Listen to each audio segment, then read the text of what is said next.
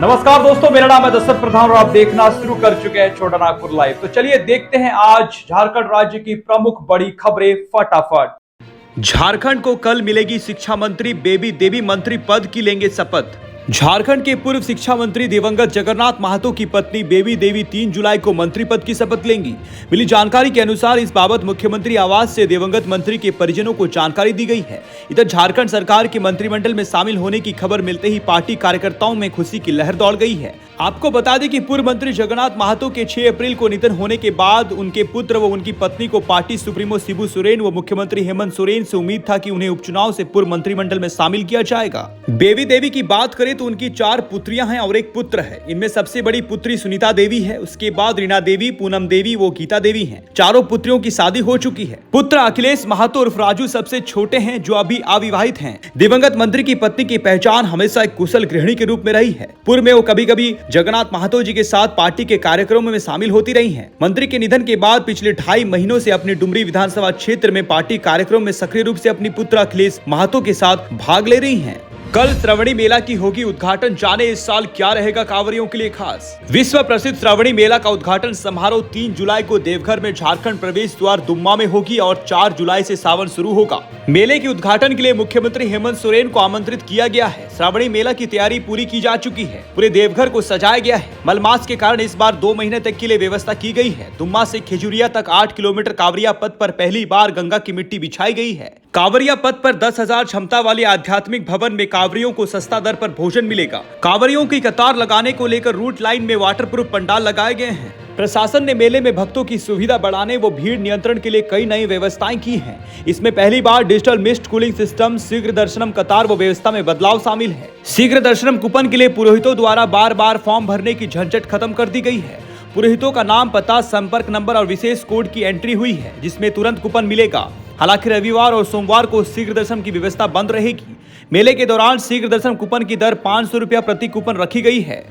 Raydi police को मिली बड़ी सफलता, अपराध की योजना बनाते पीएलएफआई के 3 उग्रवादी गिरफ्तार। गुमला जिला अंतर्गत रायडी थाना की पुलिस ने प्रतिबंधित उग्रवादी संगठन पीएलएफआई के 3 हार्डकोर उग्रवादियों को गिरफ्तार किया है। ये तीनों उग्रवादी सब जोनल कमांडर राजेश गोप उर्फ टाइगर के दस्ते के सक्रिय सदस्य हैं। इन उग्रवादियों के पास से 3 राइफल व 15 गोलियां मिली हैं। गिरफ्तार उग्रवादियों में मोकरो बटोली सुरसांग निवासी अनिल उरांव उर्फ कट्ठू, लौकी गोसाई कोला निवासी मंजीत प्रधान उर्फ गुड्डू व बेराटोली निवासी गुड्डू सिंह शामिल हैं। पुलिस ने उनके पास से 315 बोर की 3 देसी राइफल, 315 बोर की 12 जिंदा गोलियां व AK-47 की 3 जिंदा गोलियां बरामद किया है।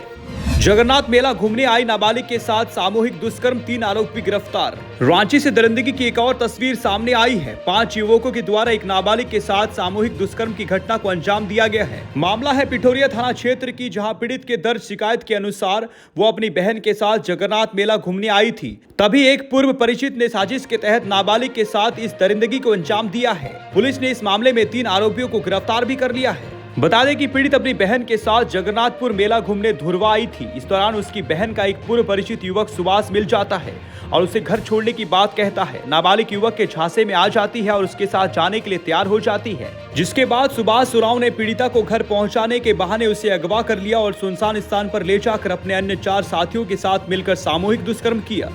झारखंड एकेडमिक काउंसिल ने निजी स्कूलों व कॉलेजों के लिए बनाई नियमावली, मनमानी पर लगेगी रोक। झारखंड एकेडमिक काउंसिल से संबंध राज्य के निजी स्कूल कॉलेजों का संचालन अब सरकारी स्कूलों कॉलेजों की तरह किया जाएगा। पहली बार जैक ने मान्यता प्राप्त निजी स्कूलों कॉलेजों में पठन पाठन कक्षाओं के संचालन, परीक्षा के आयोजन और प्रशासनिक व्यवस्था के लिए नियमावली बनाई है। 4 साल बाद पूर्ण जैक बोर्ड के गठन के बाद शनिवार को बोर्ड के अध्यक्ष डॉक्टर अनिल कुमार महतो की अध्यक्षता में बैठक हुई। इस बैठक में उक्त नियमावली को स्वीकृति प्रदान की गई है। इस नई नियमावली के लागू होने के बाद राज्य के निजी स्कूल कॉलेजों में कक्षा से लेकर परीक्षा तक सब कुछ सरकारी स्कूल की समय सारणी के हिसाब से ही चलेगा।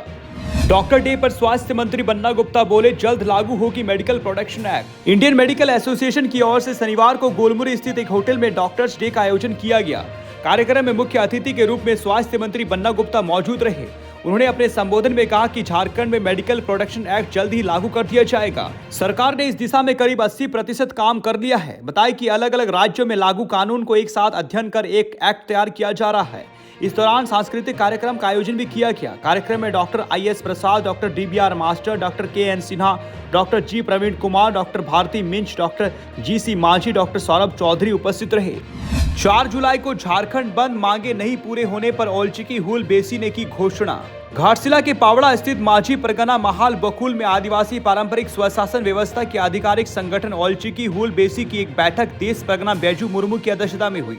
बैठक में बैजू मुर्मू ने कहा कि राज्य सरकार को सांथाली भाषा व औलचिकी के मसले पर 27 जून तक ठोस कार्रवाई के लिए समय दिया गया था, लेकिन सरकार उसमें विफल रही। इसलिए अब औलचिकी हुल बेसी ने 4 जुलाई को संपूर्ण झारखंड में बंद का आह्वान कर दिया है।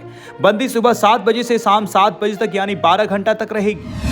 2018 के तबरेज अंसारी मॉब लिंचिंग मामले में पप्पू मंडल सहित 10 दोषी करार। 5 जुलाई को सुनाई जाएगी सजा। सरायकेला थाना अंतर्गत धातखेड़ी गांव में वर्ष 2018 को हुई तबरेज अंसारी मॉब लिंचिंग मामले में मंगलवार 27 जून 2023 को कोर्ट का फैसला आया है।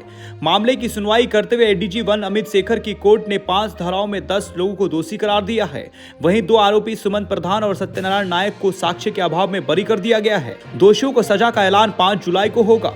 सरायकेला कोर्ट ने जिन 10 लोगों को दोषी करार दिया है उसमें प्रकाश मंडल उर्फ पप्पू मंडल, कमल महतो, मदन नायक, अतुल महाली, महेश महाली, विक्रम मंडल, चामू नायक, प्रेमचंद महाली, सुनोमो प्रधान और भीमसेन मंडल शामिल हैं। रांची एयरपोर्ट पर अब होगी पेपरलेस एंट्री, यात्री का चेहरा ही होगा बोर्डिंग पास। देश के कई एयरपोर्ट की तर्ज पर रांची के बिरसा मुंडा एयरपोर्ट पर भी फेशियल रिकॉग्निशन तकनीक आधारित नई प्रणाली लगेगी। इसमें यात्रियों की पहचान उनके चेहरे से होगी और वो डिजिटल यात्रा मोबाइल ऐप के जरिए हवाई अड्डा पर पेपरलेस एंट्री कर सकेंगे। FRT तकनीक से सुरक्षा जांच और अन्य चेक पॉइंट पर यात्रियों का यात्रा संबंधित डाटा खुद ब खुद प्रोसेस हो जाएगा। जांच रिपोर्ट में जुबली पार्क की जयंती सरोवर को बताया मछली के रहने लायक नहीं, पानी के साथ मिट्टी भी प्रदूषित। जुबली पार्क स्थित जयंती सरोवर में मछलियों की मौत को लेकर कराई गई जांच की रिपोर्ट आ गई है। रिपोर्ट में दावा किया गया कि तालाब की मिट्टी काफी दूषित है, पानी भी काफी दूषित है। इसमें अमोनिया की मात्रा काफी अधिक थी। मछलियों की मौत के बाद मत्स्य विभाग की टीम की ओर से पानी और मिट्टी के अलग अलग नमूने जांच के लिए भेजे गए थे। रांची स्थित शालीमार मत्स्य अनुसंधान केंद्र की जांच रिपोर्ट में कुल 8 मापदंडों में से अधिकांश में ये सरोवर मछलियों के लिए प्रतिकूल पाया गया। तालाब के रखरखाव के संबंध में टाटा स्टील UISL को अहम सुझाव दिए गए हैं। विभाग की ओर से जाँच रिपोर्ट टाटा स्टील को भेज दी गई है। आज की बुलेटिन समाप्त। झारखंड की पल पल की खबरों के लिए चैनल से जुड़े रहिए। धन्यवाद। जोहार।